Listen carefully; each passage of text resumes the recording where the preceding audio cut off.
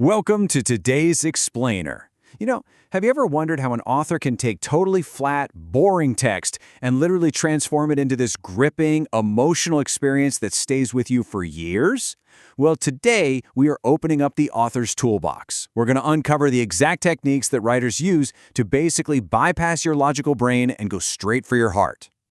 Here's our quick roadmap for today. We've got a solid plan to learn exactly what these tools are and why they matter to your life. We'll hit 1. The power of words. 2. What is figurative language? 3. How authors use devices. 4. Why this matters. And finally, 5. Education and morality. Let's get right to it. Section 1. The power of words. Before we even start analyzing specific literary devices, we've got to recognize the sheer power that words hold over our emotions. Think about this verse for a second. Pleasant words are a honeycomb, sweet to the soul and healing to the bones. That's Proverbs 16:24. Notice it doesn't just say pleasant words are, nice to hear. It equates language to honey, sweet, nourishing, and bringing literal healing to your bones.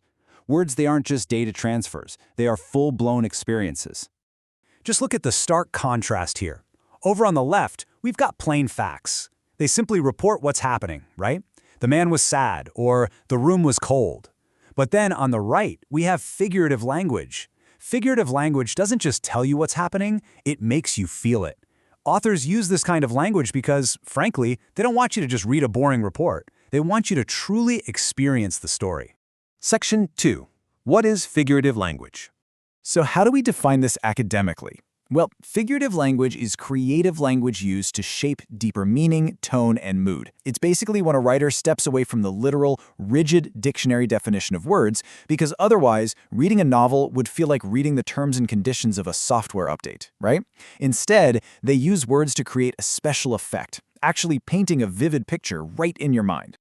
Okay, let's really dive into this. Here is the author's toolkit. These are the specific instruments writers use to construct all that deeper meaning. We're talking about simile, metaphor, personification, hyperbole, symbolism, imagery, and repetition. Listen, every single time you feel a shiver down your spine while reading a thriller or a burst of joy reading a romance, it's all because the author pulled one of these specific tools right out of their kits. Section 3. How authors use devices. Now we're moving from the what to the how. Let's see how authors actually deploy these devices with a few examples. Listen to the warmth in this first excerpt from the book Because of Winn-Dixie. Her smile was like the sun coming out from behind a cloud. You can practically feel the bright, comforting rays on your face as I read that, can't you? So, what's happening here? The author is using a simile, comparing her smile directly to the sun by using the word like, and it instantly shapes the entire mood of the scene. The author could have just easily said, she smiled, and it was nice. But by using a simile, they literally force you to feel the physical relief of a sunny day breaking through a gloomy sky. It's brilliant. All right, let's shift gears entirely now. Listen to the heavier, much more intense dynamic in this excerpt from a war memoir. The acrid smoke stinging my eyes. In this case, the author relies on stark imagery, appealing directly to your physical senses, and the effect is profound. It connects you emotionally right to the soldier's raw, terrifying experience. You aren't just told there was a fire. The word acrid makes you practically smell those bitter chemicals. And stinging, man, that makes you physically wince. This imagery grabs you and forces you right onto the battlefield alongside the author. Our third example is, without a doubt, one of the most iconic moments in all of literature. Aslan's sacrifice on the stone table in C.S. Lewis's The Lion, the Witch, and the Wardrobe. It is a scene just filled with incredible spiritual depth and absolute reverence.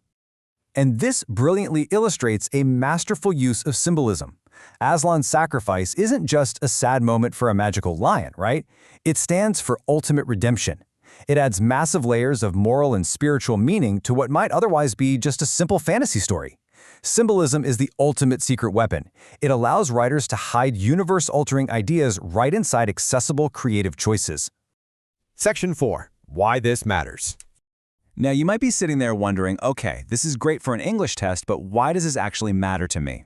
Well, it matters because recognizing these tools makes a text totally memorable and persuasive to you. Authors often hide their absolute most important ideas in these creative choices. If you try to read a rich, complex book strictly for the plain facts, you're going to miss the deeper emotional pull entirely. Without these interpretation skills, you're basically watching a colorful movie in black and white. Don't do that to yourself. So let's test those skills right now. Think about this for a genuine second. How does a simile differ from a metaphor, and how do they support an author's message? Got it? A simile uses like or as, while a metaphor boldly states that something is something else. Both of these pull you right into the author's specific worldview, aligning your feelings with the exact message they want to convey. Here's another challenge to keep you on your toes and apply this to your own life. Can you identify a symbol in a book you've recently read? Think about the last story you really enjoyed. Was there an object, maybe a weather pattern, or a character that stood for something much bigger than itself? I promise you, once you start looking for these symbols, you're going to see them absolutely everywhere. Section 5. Education and Morality. This brings us to the philosophical climax of the HeroesmartAcademy Godly Learner Series framework, where academic tools meet real-life character.